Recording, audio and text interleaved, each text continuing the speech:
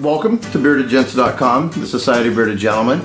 We've got almost 3,000 members now. There's a lot of camaraderie, a lot of great friendships are made there. There's lots of groups, depending, if you're into motorcycles, if you're into cars, cooking, movies, if you're an artist, if you're a photographer. We've got groups for all of those. We've got a fairly lively forum. Sometimes it's a little more lively than others. And we've got a lot of great blogs. There's just a lot of beard goodness. It's chock full of beard goodness. We've got over 16,000 pictures in the gallery now.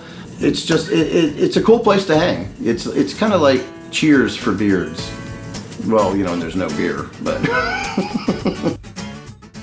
This particular beard is 6 years old. I've worn beards. I started wearing beards in probably 1979, 1980. I'd always wanted a beard when I was a kid, and not one single man in my family had one. So I always saw them on the hippies back in the 60s when my mom would say, avoid people like that. If they've got tattoos and beards, avoid them. I always wanted a beard, of course then Grizzly Adams came around and Dan Haggerty had a fabulous beard, just wonderful. And then they came out with the real hair G.I. Joes.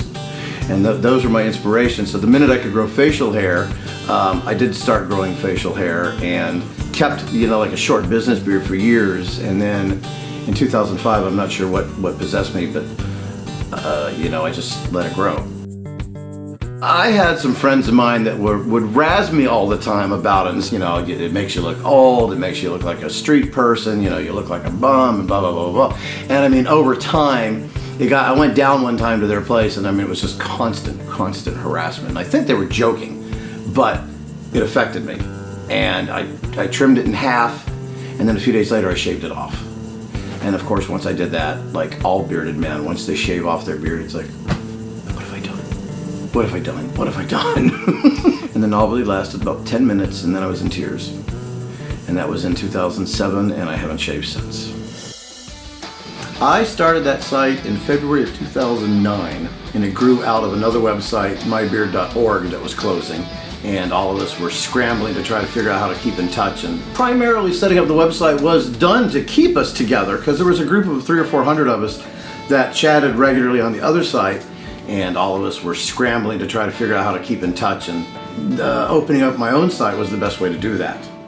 It has grown well beyond our original group, and it's doing its own thing now. Our members are from all over the world. I've got members from Russia, Norway, Sweden, Britain. I had somebody join up today from Afghanistan. And it's cool. It makes the world just a little smaller and hairier too. I am rather strict with what goes on the site. I want to keep the site clean because it makes it more accessible to everybody. If it's got, if there's elements to it that are bad, it's going to chase off people, or it's going to keep people from even coming to my site. And I stay on the site 10 to 12 hours a day. I like to be, I don't sit on the site constantly, but I like to be signed in so that if anybody has any technical issues or questions that they ask, I'm fairly readily available. The site itself cost me about $1,000 a year. People are like, you should charge for your website. It's like, I never wanted to charge. It was never the plan. I don't want to charge for my site. I want it to be, free, and I want people to be able to come there and meet other people. It's fulfilling. It's fulfilling. It's a job without pay. And, I have to admit, a little bit of notoriety is very cool. I've, thought about it over the years, and I've wondered what it was about it, but about men with beards. But I think it's just masculine. It's just the manly thing to do. By nature we grow beards, and we should wear beards. And it's nice to commune, I guess, with other beardies, and and just share different things. It starts out with the facial hair, but then once you start chatting with them and you realize you've got similar stories to tell, and there's a lot of things in common with people. And it's not all just beard related. You find out, you meet somebody that's cool, and you find out, and you share hobbies, you share likes, music, and things like that. And it's just a cool thing, and that's a great feeling, because it's like you've got friends everywhere you go.